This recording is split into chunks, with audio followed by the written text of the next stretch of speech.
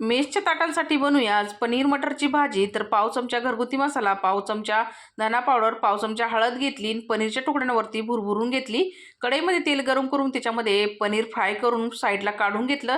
थोड्याशा तेलामध्ये मी कांदा, काजू, पिकलेला टमाटर कट करून सॉफ्ट होईपर्यंत परतून घेतला आणि गॅस बंद करून त्यामध्ये अद्रक, लसूण आणि कोथिंबीर टाकली, वाटण मिक्सरला फिरून घेतलं।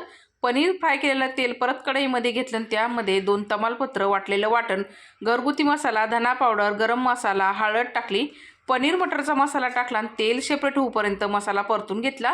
आता याच्यामध्ये मी फ्रोझन मटर टाकलं आणि मिक्स करून घेतल्यानंतर फ्राय केलेलं पनीर टाकलं आणि जेवढी ग्रेव्ही हवी आहे तेवढं गरम पाणी ॲड केलं आणि मटर पनीर चांगला शिजून घेतला।